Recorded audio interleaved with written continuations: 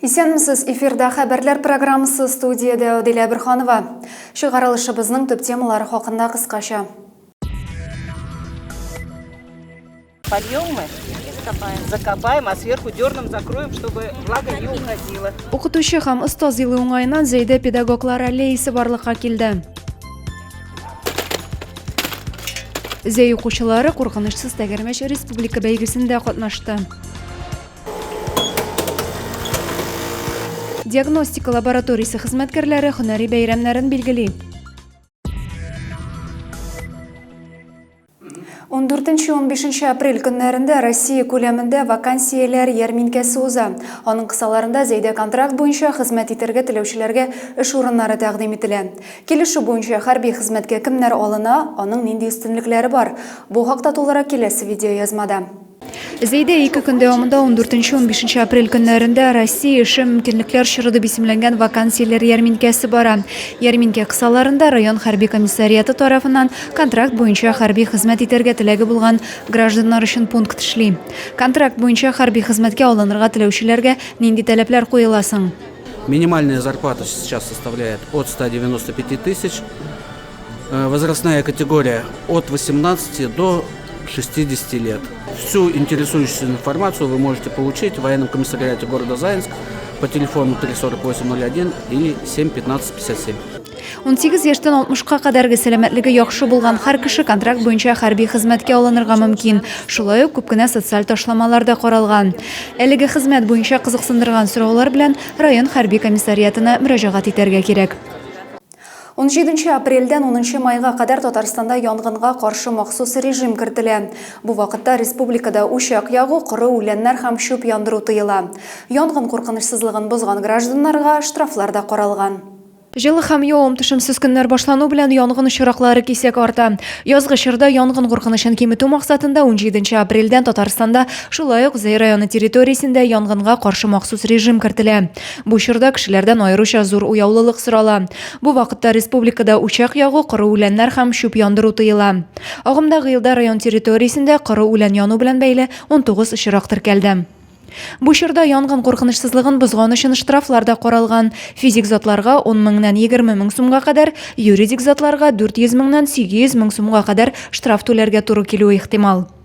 Бу чорда шәхси секторда үз йортлары белән яшәүчеләр аеруча игътибарлы булырга тиеш. Фаҗигаләрнең күпчелеге шәхси йорт хуҗаларының саксызлыгы аркасында килеп чыга.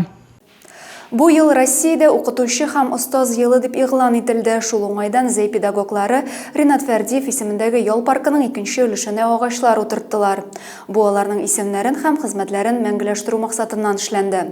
Польем мы и закопаем, а сверху дерном закроем, чтобы влага не уходила. Ринат Фәрдиев исемендәге ял паркының 2нче өлешендә укытучылар агач утырта. Биредә хәзер педагоглар аллеясы барлыкка килә. Бу укытучы һәм остаз елы уңаеннан оештырыла. Игелекле эштә район җитәкчелеге дә катнаша. Агачның төп битлары кайын була инде и спире дигән куа агачлары. Алла бирсә, алар барсы да тиз үсә торганнар. Без үзебезнең дәвердә яшәүшендә аларның барсын да күрәчәкбез. Вот эта корневая часть должна всегда оставаться там внизу. Аллеяга беренче кайынны мәгариф идарәсе башлыгы үзе утыртты. В данной акции мы тоже хотим запечатлеть именно то, что педагоги своими руками вместе с учениками вместе высаживают аллею, чтобы сквозь годы следующие поколения проходили по этому прекрасному парку имени Фардеева и с удовольствием, с теплотой сердца вспоминали своих учителей и педагогов. Бакча мөдирләре, мәктәп директорлары бердән булып 300 төп кайын агачлары, куаклар утырталар. Төремкәй балалар бакчасы җитәкчесе Рәзинә Бирханова бу эшне әһәмиятле чара дип саный. Районыбыз табигатын тагын да ямьле итүне үзебез кайгыртырга тиешбез дигән фикердә. Бүгенге чарада катнашу, агач утырту безнең өчен җитәкчеләр өчен зур әһәмияткә ия. Шәһәребезне яшелләндерү, чисталыкта тоту педагогларның иң беренче эше һәм үсеп баручы буынга үрнәк булу бездән башлана. Укытучыларга легенда 17 студентлар отряды да бик теләп булышты. Алар арасында да булачак педагоглар бар. Педагоглар аллеясына яшьләр дә үз өлешләрен кертте. Оделя Бирханова, Александр Тимофеев, Максим Майоров, Зәй хәбәрләре. Зейде куркынычсыз тәгәрмәш республика бәйгесенең район этабы узды. Быел ул 16-нчы тапкыр оештырылды. Юл хәрәкәте яшь инспекторларыннан торган 22 команда юлда йөрү кагыйдәләрен белүдә үзләрен сынадылар. Мәктәп укучылары арасында куркынычсыз тәгәрмәш республика бәйгесенең район этабы бара. Юл куркынычсызлыгын кисәтү, юлда йөрү кагыйдәләрен кечкенәдән үк өйрәтүне максат итеп куйган бәйге ел сайын уздырыла. Быелгы конкурста исә 22 команда катнашты. Мероприятие проводится в целях безопасности дорожного движения, то есть профилактика детского дорожно-транспортного травматизма, отбор лучших знатоков правил дорожного движения, вождения велосипеда для участия в зональном, а далее в республиканском этапах конкурса. Шараның рәсми өлешеннән соң укучылар вакытка велосипедта каршылыклы юлларны узу буенча ярыштылар. Ә икенче мәйданда автошәһәрчектә хәрәкәт кагыйдәләрен төгәл үтәүдә үзләрен сынадылар. Юл кагыйдәләрен үтәргә тиеш, дөрес итеп йөрергә тиеш. Кайчан светофорның кызыл уты янса, чыгып йөгермәскә тиеш. Безгә бу эштә әзерләнергә безнең укытучыбыз Гүзәлия Батькова Зуфаровна. ПДДны кабатладык, медицинаны, езда на велосипеде. Командалар 2 малай 2 кыздан тора, биремнәр исә барысына да бер. Шәһәрдәге яшьтәшләре белән көч сынашырга Кадер мәктәбе укучылары да килгән. Башка елларда уңышлы гына чыгыш ясаганнар, быел да сынатмаска исәпләре. Әлеге чара балалар иминлеге өчен бик яхшы чара дип уйлыйм инде мин. Әзерләнү медицина өлкәсе буенча сорауларга җаваплар әзерләдек. Юлда йөрү кагыйдәләре буенча шулай ук тестлар эшләдек инде. Велосипед төзелеше буенча балалар үзлектән әзерләнделәр. Һәм инде өйләрендә, үзләренең ишек алларында велосипедларда йөреп караганнар инде. Бәйгенең чираттагы өлешендә укучыларга үзләрен иҗади яктан күрсәтергә кирәк булды. Һәр команда юл йөрү кагыйдәләренә багышланган чыгышлар тәкъдим итте. Гомуми нәтиҗәләр барлык этапны берләштереп ясалды. Беренче урында 7нче мәктәп укучылары, икенчедә 6нчы мәктәп калды. Өченче урынны исә Сәүләй мәктәбе укучылары яулады. Адилә Борханова, Александр Тимофеев, Максим Майоров, Зей хәбәрләре. Космонавтика көне 12 апрельдә билгеләп үтелә торган истәлекле дата. Зей районында космонавтика тарихында билгеле төбәк булып тора. Иске Тәкмәк авылы тирәсенә төшкән космик аппарат белән бәйле вакыйга күпләргә мәгълүм. 12 апрель Юрий Гагарин кешелек тарихында беренче булып космик очыш ясаган дата Россиядә космонавтика көне буларак билгеләнә. Гагарин космоска очканчы шул елның 9 мартында Иске Тәкмәк авылы басуына Чернушка кушаматлы эт утырган космик аппарат төшә. Шулай итеп Аксар авылы җирлегенә караган Иске Тәкмәк шул исәптән Зей космонавтика тарихында билгеле төбәк булып тора. Шәһәр үзәгенә куелган һәйкәл Чернушкага багышлана. Моның белән зейлеләр дә горурлана. Мин Аксар авылында туган, как раз шул 60-нчы елда мин бик шат, бездән Аксардан ярак түгел Тәкмәк авылында төшкән, Тәкмәк җирлегендә.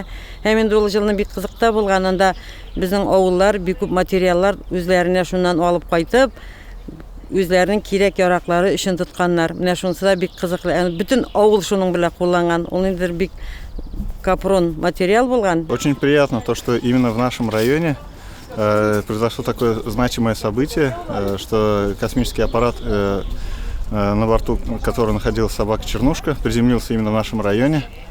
Это большое событие для всей страны. Бүген дә Чернушка һәйкәле яныннан кеше өзелми. Бакчада тәрбияләнүчеләр, мәктәп укучылары өчен тарихи вакыйгага багышланган чаралар үткәрелә. 15 апрельдә диагностика лабораториясе хезмәткәрләре һөнәри бәйрәмнәрен билгели. Район үзәк дәваханәсе лабораториясендә 16 кеше хезмәт куя. Араларында ярты гомерен шушы хезмәткә багышлаган мөхтәрәм зат та бар. Кайсы гына табибка мөрәҗәгать итсәк тә анализ тапшырырга кушалар. Анализларны тирәнтен тикшерү эше район үзәк дәваханәсе диагностика лабораториясендә башкарыла.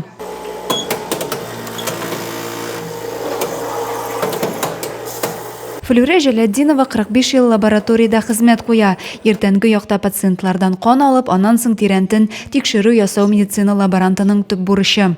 Мы на работу ходим как на праздник. Я даже девочкам говорю, приходите на работу как на праздник. На работе всякое бывает. И нагрузки большие, и не хватает сотрудников. Но нам эта работа очень-очень нравится.